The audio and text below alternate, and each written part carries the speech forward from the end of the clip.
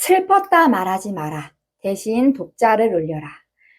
글로 진술이나 설명하지 말고 묘사하라고 한 번쯤 들어보셨을 겁니다. 그게 바로 독자를 울리는 방법이라고요. 그래서 오늘은 묘사했을 때 글의 느낌이 어떻게 달라지는지 보여드리려고 합니다. 오늘도 재미있고 신박한 글쓰기로 돌아왔습니다. 흔들한 글빵입니다. 오늘은 인트로에서 말한 것처럼 묘사에 대해서 이야기를 하려고 합니다. 일단 본격적으로 들어가기 전에 우리가 묘사에 대해서 서로 정의하고 그 다음에 논의가 이루어질 수 있을 것 같아요. 일단 묘사란 그림을 그리듯이 구체적으로 기술하는 방식을 말합니다. 그런데 사실 이렇게만 말해서는 좀 감이 안 오실 거예요. 그래서 전에 대조적인 개념을 준비해 봤는데요. 묘사에 대조되는 개념인 진술과 설명을 통해서 추가적으로 이해를 시켜드리려고 합니다. 그래서 글쓰기에서 진술이나 설명이 뭐냐면요.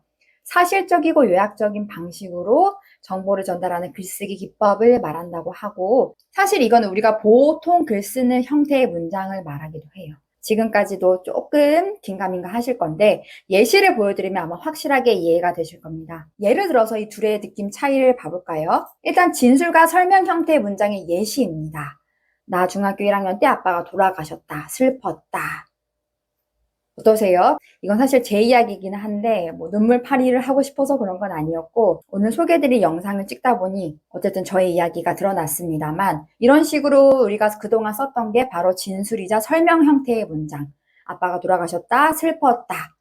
반대로 그럼 묘사의 예시를 볼까요? 같은 상황인데요. 작가님들 한번 읽어보세요. 조금 길고 읽다 보면 제가 눈물이 날 것 같아서 작가님들께 30초 드리겠습니다. 한번 읽어보시면 아, 진술이나 설명과 다른 문장의 형태, 묘사가 바로 이런 거구나 아실 거예요. 30초 드립니다.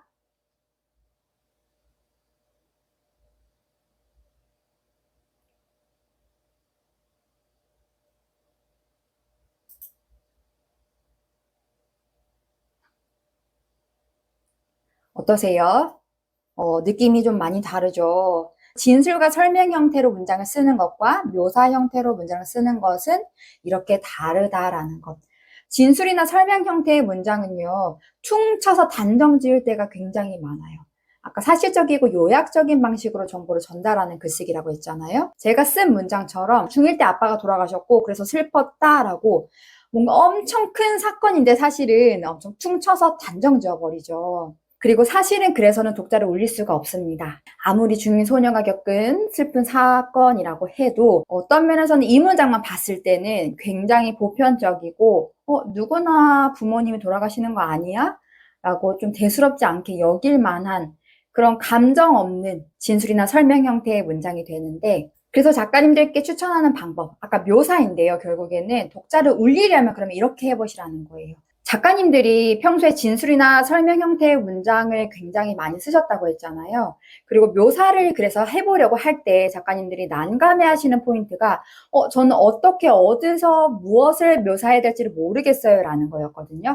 그래서 제가 제안한 두 가지는 첫 번째, 그것을 말할 때 하나를 콕 집으라는 거예요.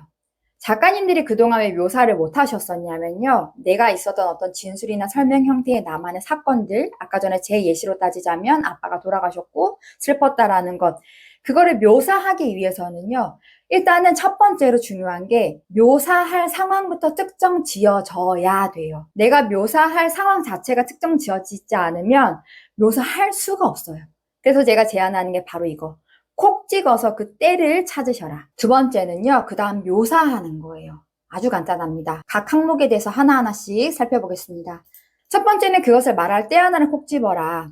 그것을 말할 때라는 무엇이냐면요. 여기서 보면 아까 전에 제 글, 아빠의 죽음과 슬펐어를 말할 때, 여기서 때는 when을 말해요. 언제. 구체적으로 말하면 저는 아빠가 돌아가셨을 때 그 슬픔에 대해서 이야기를 할 때 떠오른 가장 슬펐던 장면이, 저는 화장터에서 아빠를 시신을 운구하던 그때가 굉장히 슬펐어요. 그래서 저는 그때를 특정 지었습니다. 그때를 기준으로서 글을 묘사를 해야겠구나라는 것. 그 다음 묘사하는 건데요. 일단 묘사에 대해서 작가님들은 조금 더 구체적으로 아시면 좋을 텐데, 묘사는요, 내가 본 것, 들은 것, 맡은 것, 느낀 것, 보면 보통 오감이죠. 5가지 감각에 해당하는 것 중에 대부분들을 문장으로 쓰는 건데, 어떤 것들이 주로 쓰이냐면요. 결국엔 이런 것들이에요. 인물의 살아있는 움직임이나 표정, 그 사람이 했던 대사, 아니면 주변에 보였던 풍경, 그때의 내 느낌이나 감정이나 생각을 문장으로 드러내는 게 바로 묘사고, 그것들을 썼을 때 그냥 내 글 자체가 묘사가 되어버리게 됩니다. 진술이나 설명 형태가 아닌 묘사. 제가 썼던 글을 구체적으로 예시로 보면 더 이해가 되실 것 같아요.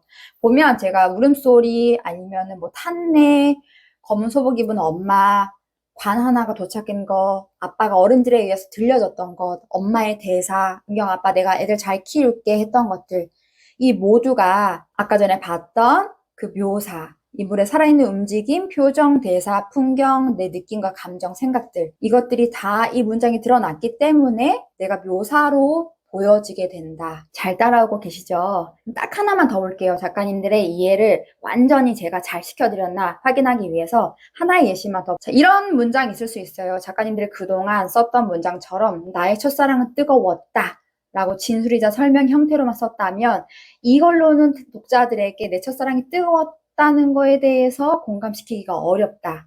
자, 그럼 이걸 다시 묘사로 바꿔야 되는데 어떻게 해야 되냐? 첫 번째, 아까 말한 것처럼 그것을 말할 때 하나를 콕 집는 건데 나의 첫사랑은 뜨거웠다라는 것을 말할 때 언제를 하나 콕 집는 거예요. 예를 들면 저는 이런 것도 떠올릴 수 있을 것 같아요. 새벽 5시까지 영상통화 하다가 1시간 자고 출근했었을 만큼 뜨거웠던 나의 첫사랑. 그때 2020년에 어느 날을 하나 콕 집으시고요. 그 다음에 그 특정 지어진 상황을 묘사하는 거예요. 아까 묘사 말했죠. 내가 본 것, 들은 것, 느낀 것, 맡은 것들. 여기 보면은 제가 문장으로 바꿔 쓰진 않았지만 이런 것들을 구체적으로 묘사할 수 있을 것 같아요. 갑자기 동이 텄던 어떤 배경들. 와, 갑자기 해 떴네. 핸드폰 터지게 일보 직전 너무 뜨거웠어. 그런 것들. 아니면 갑자기 엄마가 밥하러 나온 인물의 움직임들. 통화하다 보니까 8시간이 흘러있는 핸드폰. 다크서클. 그런데도 피곤한 줄 모르고 헤헤 하면서 출근했던 나.